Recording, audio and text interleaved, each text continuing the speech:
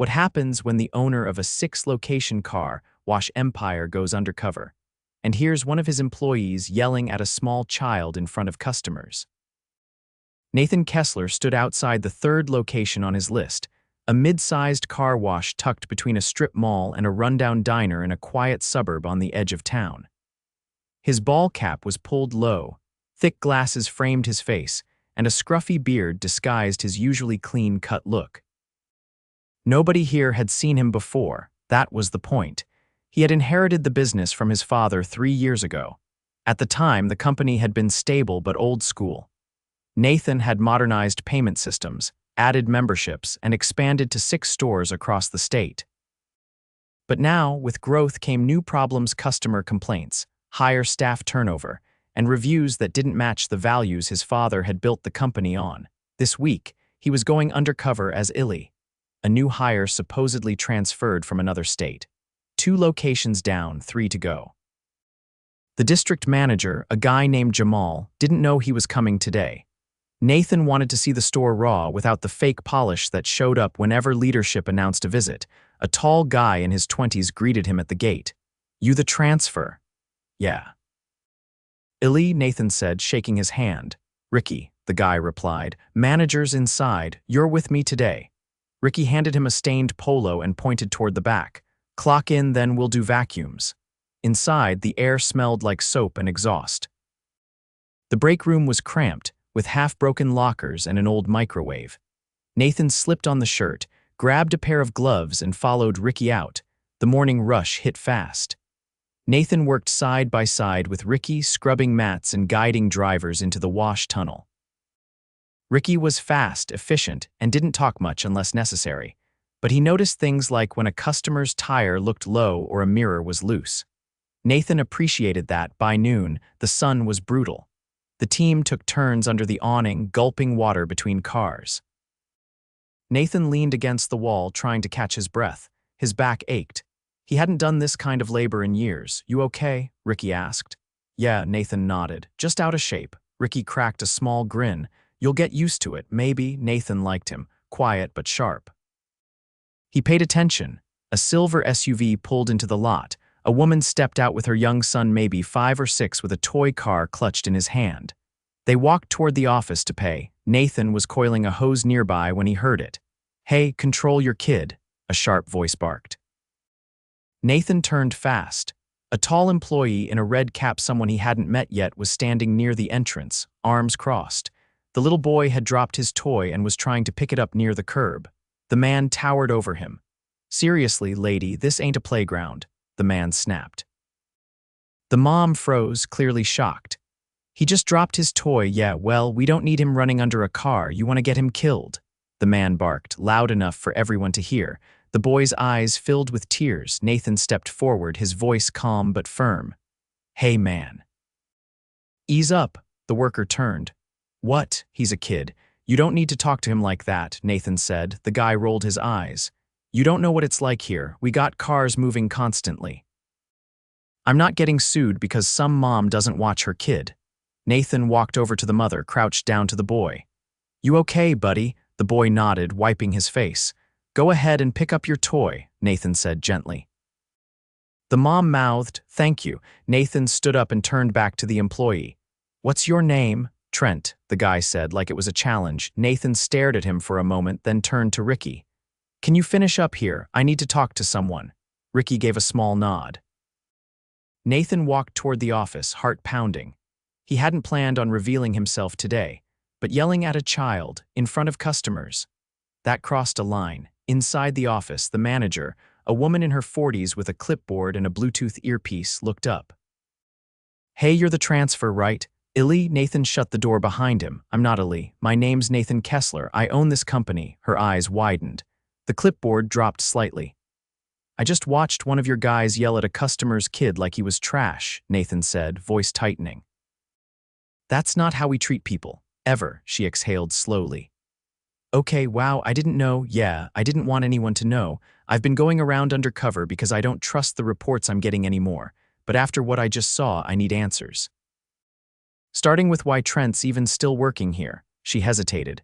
He gets the job done. He's rough, but we've been short-staffed. Had 3 people quit last month. Why? Nathan asked. She looked away. I'm going to be here all day, watching, talking to everyone. And you're going to be straight with me, she nodded slowly. Nathan stepped back outside. Trent was standing near the tunnel, arms crossed again. The little boy was gone now. So was his mom. Nathan felt a knot in his stomach. This wasn't just one bad moment. This was a culture problem. And it started now. Nathan stayed out on the blacktop for the rest of the shift, watching everything. The heat had climbed past 90 and the crew moved slower now, their shirts soaked through. The pace was relentless. Cars kept coming. No music played, just the whir of vacuums and the splash of rinse water. Trent didn't say much after Nathan intervened. He kept to himself, working with a kind of irritated intensity rushing through tire scrubs, half-rinsing bumpers, barking one-word instructions at coworkers who avoided eye contact. Not once did Nathan see him thank anyone or offer help when someone fell behind. Near the end of the rush, a small sedan stalled at the tunnel entrance. The driver, an older man, cracked his window, confused about the gear shift. Nathan walked over to help. "It's neutral," he said gently, pointing toward the dash. "You're good now, just hands off the wheel." The man nodded, clearly embarrassed, and the car rolled forward. As Nathan turned, he caught Trent muttering under his breath. "If you can't drive, don't show up." Nathan didn't respond, he just watched. He needed to understand the whole picture before acting. Inside the break room, the crew finally rotated in for a short water break. The small fridge was half empty. A sticky note on it read, "Bring your own." Ricky leaned against the wall next to the sink, wiping his forehead with a towel. Another employee, a short, wiry guy with a deep tan and sleeves of tattoos, sat cross-legged on the floor. "You're the guy from Arizona, right?" the tattooed man asked Nathan. "Yeah," Nathan said, sitting on a crate. "I'm Darnell. Been here 5 months." "Longest I've ever stayed at one job." Nathan raised his eyebrows. "That good or bad? Depends," Darnell said. "I like the work, don't like the way things go around here sometimes." Ricky glanced over at Darnell, warning in his eyes. Nathan leaned in. "Like what?" Darnell looked at the door. "You saw Trent, right? That's nothing. He's yelled at customers worse, just never when the manager's around." "Why hasn't anyone said anything?" Nathan asked. "Who would we tell?" Darnell said. "Manager doesn't care. She says he works harder than the rest of us, gets away with everything. Last week he kicked a trash can across the lot because someone forgot to restock towels. Almost hit a car." Ricky finally spoke. "And he always clocks out early and leaves us hanging when it rains. Says he has seniority." Nathan nodded slowly. "How's pay here?" Darnell laughed once dry. "Better than flipping burgers, but not by much. We don't get bonuses or anything. Just 8-hour shifts, 6 days a week if you want to make rent." "What happens if someone's sick? You come in or lose the hours. Simple as that," Ricky said. Nathan stood up. "Appreciate the honesty. You two take an extra 10 minutes. I'll cover outside." He left before they could respond. Back in the tunnel area, Trent was leaning against a wall, scrolling his phone. A stream of soap ran past his boots. Nathan walked up and stopped a few feet away. "Got a second?" Trent glanced up. "What now?" "You left the wheel scrub station half done. There's 3 cars backed up. I was taking a break. You've been out here less than 5 minutes. Trent pocketed his phone. "Look, I've been here longer than anyone else out there. I know how to pace myself." "Not my fault if the others can't keep up." Nathan didn't break eye contact. "You think yelling at a child and ignoring your teammates is leadership?" Trent's eyes narrowed. "Are you trying to lecture me now? You're not even full-time." Nathan stepped closer. "I'm the owner." The words hit like a slap. Trent's posture stiffened. "I've been working this location all day, watching, listening. And what I've seen from you: verbal abuse toward customers, disrespect toward coworkers, neglecting your duties. It's unacceptable." Trent opened his mouth, but Nathan held up a hand. "We're done. You're dismissed effective immediately.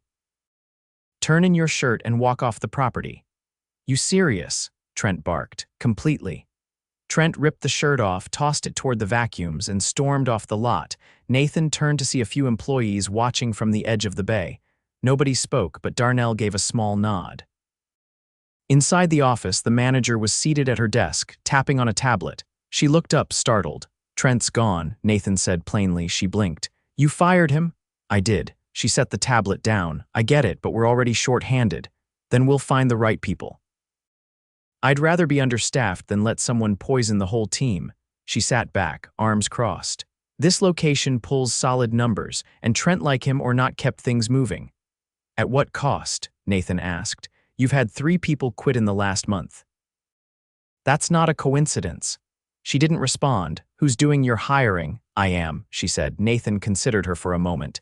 Then I need to see your process. She turned her monitor toward him, an outdated spreadsheet, a few resumes printed and scanned, notes scribbled in the margins. When's the last time you interviewed someone in person?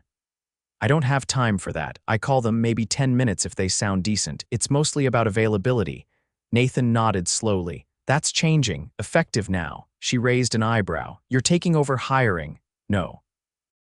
But I'm assigning someone who will. And you're going to start documenting all incidents, everyone. If someone raises a concern and it doesn't get addressed, I'll know. Her jaw tightened. I've been running this store for 3 years. And it's falling apart on the inside, Nathan said. I'm not here to micromanage. I'm here to fix what's broken. He left the office without waiting for a reply. Outside, the crew was still working. Nathan walked up to Darnell and Ricky. I need both of you to do something. They looked up, wary. I want you to write down everything you've seen that's been a problem: people, process, equipment. Be honest. I'm not looking for complaints. I'm looking for solutions. Darnell nodded slowly. Ricky glanced at him, then back at Nathan. You really own this place? Nathan nodded once. I thought owners sat in offices and made phone calls, Ricky said. I used to, Nathan replied. Not anymore. He helped them finish the last cars of the day. By closing, the lot was quiet. The sun dipped low, casting long shadows over the cracked pavement. Nathan walked the entire property, noting every detail: broken signage, worn hoses, a cracked windshield on the office door. He took photos, made notes. It wouldn't change overnight, but it would change. Back inside, he sat with the manager again. I'm bringing in a regional ops lead from the main location. She'll oversee hiring and training here until things stabilize. The manager didn't argue. She just nodded. I want to believe you care about this store, Nathan added. I do, she said quietly. Then start proving it. She looked up and met his eyes. I will. Nathan left just after sunset. The streets were quiet and the neon lights of the diner flickered nearby. He got in his truck, peeled off the disguise, and started the engine. There were still 3 more locations to visit. But this one had just started turning the corner. Nathan arrived at the 5th location 2 days later, just after sunrise. This one sat on the edge of a small industrial town, less foot traffic, more fleet contracts. Dirty delivery vans, rental cars, and old pickups made up most of the day's traffic, with the occasional commuter SUV. The building was older, paint chipped at the corners, but the lot was organized and clean. The sign out front flickered slightly, but it worked. He'd already sent a trusted regional ops lead, Vanessa, to stabilize the last store and begin interviewing for a permanent assistant manager. While she handled that, Nathan continued the undercover rotation.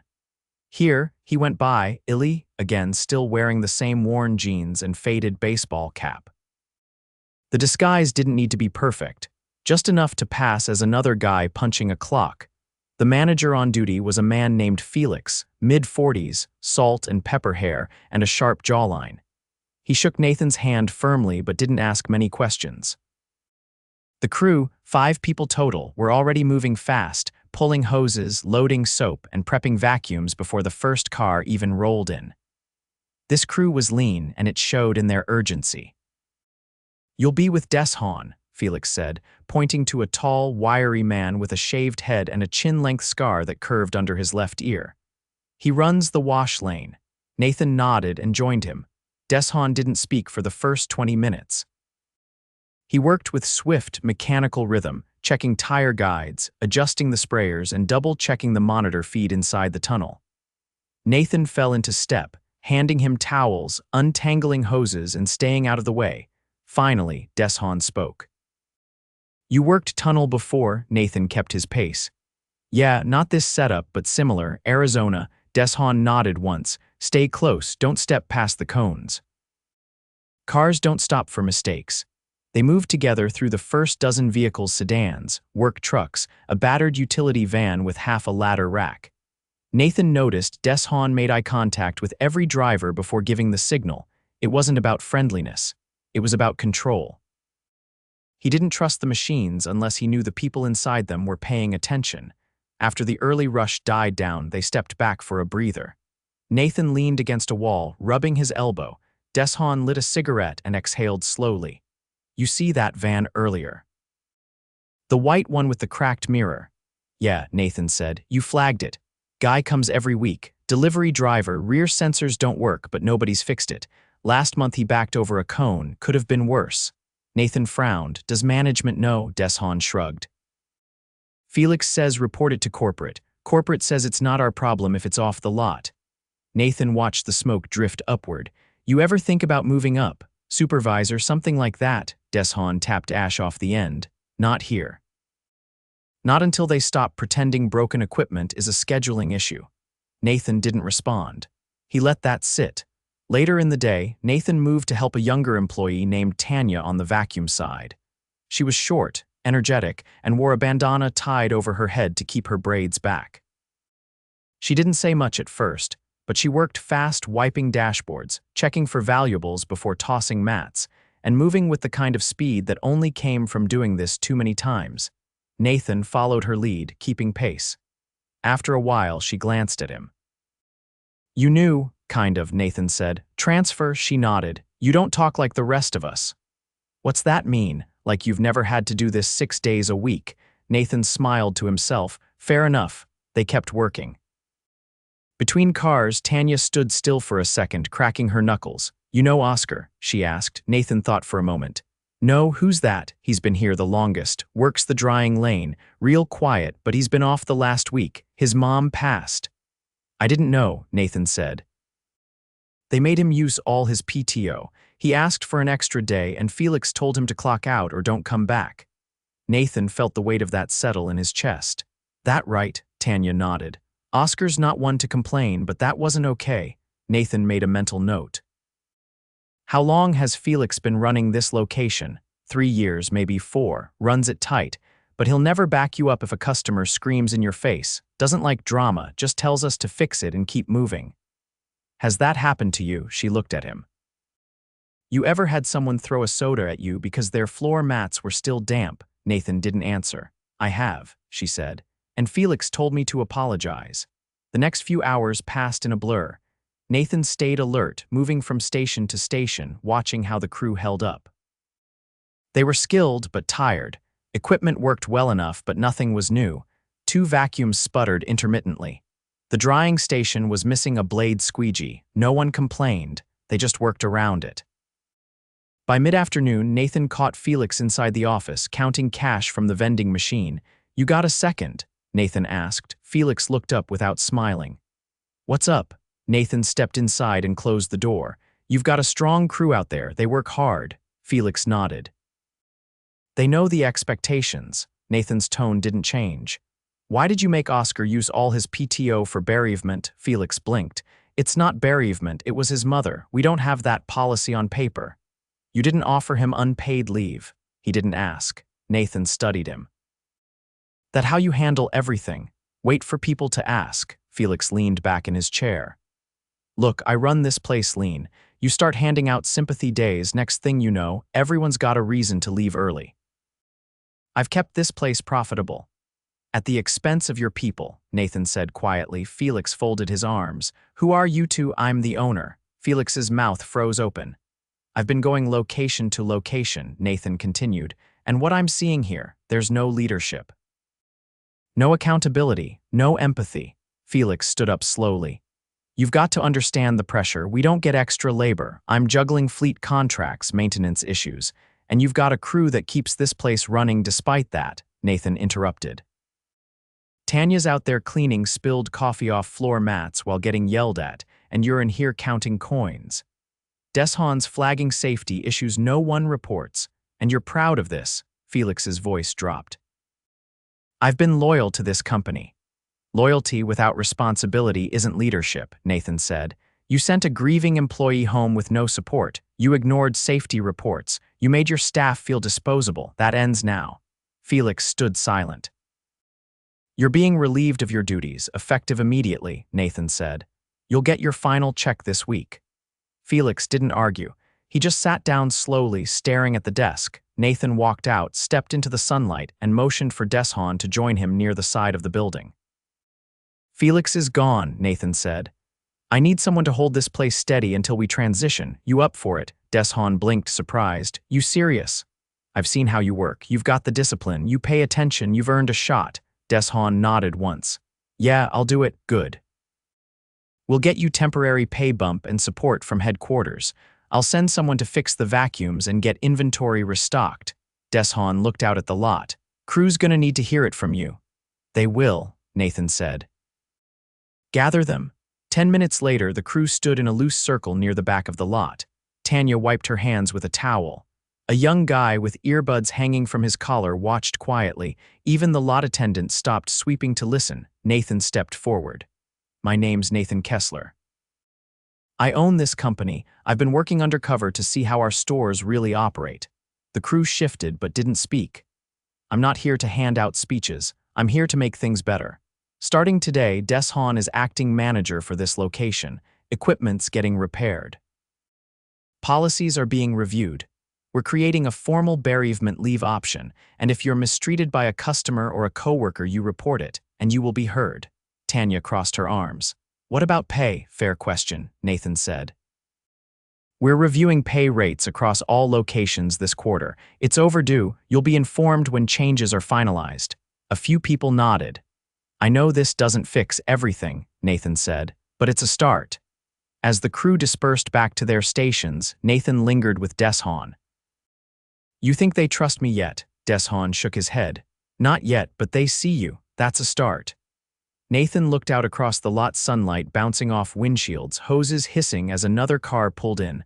The work never stopped, but now the people behind it wouldn't be ignored. 3 weeks later, Nathan sat in the back office of his flagship location, staring at the final report from Vanessa. She had wrapped up her interim assignment at the first problem site after onboarding a new assistant manager and setting up a weekly team lead meeting, a structure they'd never had before. Complaints had dropped. Employee retention was stabilizing. But the real test was whether the cultural shift would stick without his presence looming over it.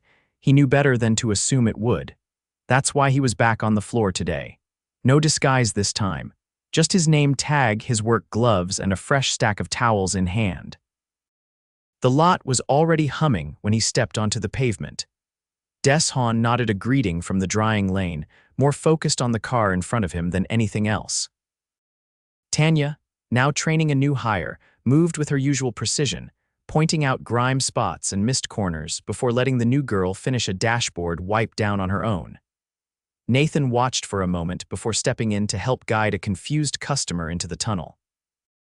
After the car rolled forward, he turned to Vanessa, who had just arrived from the main office with a clipboard under one arm. Fleet's pulling in at 2. You good staying through the end of shift? She asked. Yeah. I want to see how they handle pressure without stepping in. She pulled out a folded chart.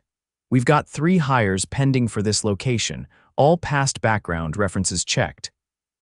One's military, one's fresh out of trade school, and the last used to work detailing for a dealership. Let's bring in the trade school guy first. We need someone who can grow into mechanical maintenance. Vanessa nodded, made the note, and tucked the chart away. A horn sounded near the entrance. The first fleet truck rolled in, a long bed pickup with a magnetic logo slapped on its door, then another. Then 3 more behind it. Deshan tightened his gloves. Here we go. The team moved like they'd been practicing, and to some extent they had. Ever since Deshan stepped into the interim lead role, he'd implemented timed drills, short bursts of high-volume work where everyone rotated one position forward every 10 minutes. It built flexibility. It also exposed weak links, which he then addressed with one-on-one coaching, not punishment. Instruction. Nathan watched as one of the newer team members, a lanky kid named Marcos, hesitated at the rinse arch. Water pressure dropped for a second. Deshan didn't bark. He stepped in, adjusted the valve, and showed Marcos how to spot the backup before it happened. "You always had it in you," Nathan said as they crossed paths behind the drying station. Deshan didn't slow down. Just needed someone to clear the noise. 3 hours later, the rush was over. The last truck pulled out, windows gleaming and mirrors intact. Nathan leaned against the wall outside the office, sipping from a plastic water bottle. His back ached again, but less than it had during his first week undercover. Tanya approached, wiping sweat from her neck with a towel. "You're staying out here more often now," she said. He nodded. "I forgot how much you learn by being where the work actually happens." "You planning to forget again?" He shook his head. "No," she leaned against the wall next to him. "The new girl's doing okay. Still nervous around customers, but she listens. If she's got your work ethic, she'll be fine. She's got her own. She's quiet but sharp, like Ricky from the other store." Nathan glanced sideways. "You met him?" "Yeah, I went over last week to help them set up the new scheduling system." "You should have seen his face when he found out I was doing the training." Said, "Didn't expect someone who actually works the floor to be leading the rollout." Nathan chuckled. "That sounds like him. He's solid," said the new manager's better. "Doesn't treat people like moving parts anymore." Nathan nodded once. "Good." Felix, the terminated manager, hadn't contested his firing. HR had confirmed his final paperwork was processed cleanly. No appeal, no angry email, just silence. Nathan didn't need closure. He needed continuity. "How's Oscar?" Nathan asked. Tanya's expression shifted. "He came back 2 days ago, quiet, but he's here. I told him what you did, about the leave policy." Nathan looked out toward the parking lot. "He say anything?" "Just said thank you." Then went back to vacuuming. Vanessa stepped out of the office and called over. "Got a minute?" Nathan excused himself and followed her inside. She gestured to the desk. A man in his late 20s with oil-stained hands and a sunburned neck stood there holding a folder. Vanessa introduced him as the final candidate from the hiring pool, the dealership detailer. Nathan extended his hand. "You comfortable starting on drying and vacuum?" The man nodded. "Yeah, I figured I'd start where I'm needed. I'm not picky."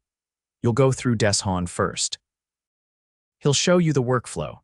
Anything you don't understand, ask. We don't do hazing here." The man gave a quiet nod and followed Vanessa out to begin onboarding. Nathan sat down and pulled open the drawer Felix used to keep locked.